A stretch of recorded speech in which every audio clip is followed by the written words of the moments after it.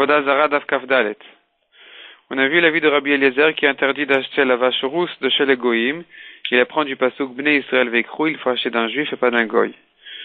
D'après Shila. C'est Shila qui explique cette raison-là dans Rabbi Eliezer, mais on a vu auparavant une autre raison d'après Rabbi Eliezer. C'est que Rabbi Eliezer craint que le goy a fait avec la vache une avéra physique, et que donc il a rendu la vache psoula pour para adouma. La Gemara demande après Shila que la raison de Rabbi Eliezer est qu'on n'a pas le droit d'acheter d'un goy sans rapport a priori avec les avérotes que le goy risque de faire avec elle. C'est contredit par ailleurs, jusqu'à que la Gemara elle répond effectivement, même d'après Shila, il faut dire qu'il y a deux raisons pourquoi on ne peut pas acheter de chez un goy. Premièrement, à cause du pasuk, il ne faut acheter que d'un juif la paradouma, et deuxièmement, on craint aussi effectivement que le goy a fait avec la vache une avéra physique.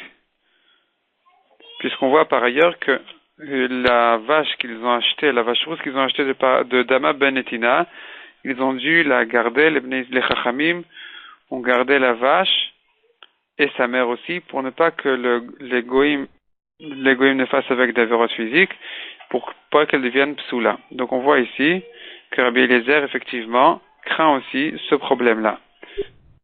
Ensuite, la Gemara dit, Rabbi Eliezer, effectivement, il les possède dans tous les korbanot, pas que dans la paradouma, qui n'est d'ailleurs pas vraiment un korban, mais dans tous les korbanot, Rabbi Eliezer interdit d'acheter de chez les goïm des bêtes. Pour cette même raison, on craint que la bête est devenue psoula les korban si le goy a fait avec elle une avéra physique.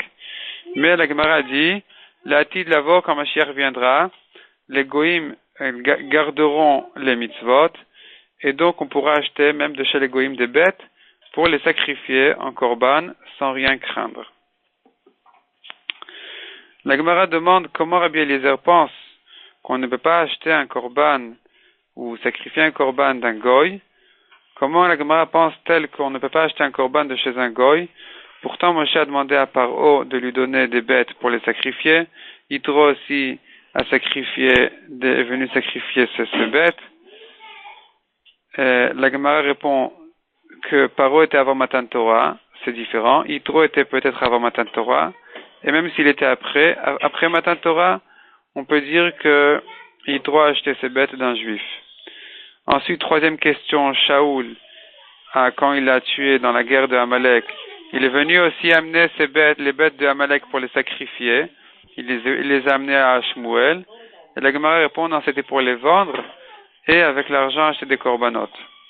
Quatrième question, David a demandé à Aravna, non, c'est Aravna le goy qui a donné à David ses vaches pour les sacrifier en korban, et la Gemara répond aussi que Aravna était un ger toshav qui faisait attention aux mitzvot qui le concernaient. C'est un goy qui faisait attention aux 7 mitzvot des goyim. Et enfin, cinquième question que pose la Gemara, nous voyons bien que lorsque les Pelishtim ont envoyé le Aaron avec des vaches, ils l'ont mis dans une charrette et les vaches ont amené le Aaron à Beth Shemesh. Après, ils ont sacrifié ces vaches-là. Or, ces vaches venaient des Plishtim. D'après Rabbi Eliezer, on devrait craindre que ces vaches sont les korban. La Gemara répond que c'est exceptionnel. C'est même que la lacha a été réglementée de sacrifier ces vaches-là en korban, rien craindre. Rabbi Yochanan fait une différence dans la lacha entre une bête qui a 3 ans et une bête qui n'a pas 3 ans. Si elle n'a pas encore 3 ans, le goy ne la touche pas, ne fait pas avec elle d'avérote physique, elle risque de devenir stérile. Mais si elle a déjà plus que 3 ans, c'est là on craint qu'il fasse avec des avérotes.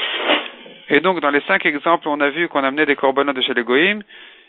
Il faut dire qu'elles n'avaient pas encore 3 ans depuis leur naissance, et c'est pour ça que les goïm les gardent et ne font pas avec des avérotes. La Gemara prouve que dans le cinquième exemple, les vaches qui sont venues que les Pelishtim ont envoyées, elles avaient 8-3 ans, puisqu'elles avaient déjà des veaux, donc elles avaient forcément déjà 3 ans, parce qu'avant 3 ans, la vache ne met pas naissance à des veaux. Et la Gemara répond, il faut revenir à la première réponse, que c'était une Horat Sha'a, c'est exceptionnel. Ensuite, la Gemara ramène que les vaches, quand on portait le Aaron et l'ont amené de chez les Plishtim à Beth Shemesh, elles ont chanté. Elles avaient une shira spéciale, un chant spécial, et la Gemara donne 6 shitot, 6 avis, quelle était exactement la shira que les vaches ont chanté quand elles ont porté le Aaron. D'après Ravashi, la dernière, la sixième shira qui est mentionnée, donc le dernier avis qui dit que les vaches ont chanté ce que les vaches ont chanté quand elles ont porté le Aaron, d'après Ravashi, c'est ce que les Bnei Israël ont chanté à l'honneur du Aaron lorsque les Bnei Israël étaient dans le désert et que le Aaron avançait devant eux.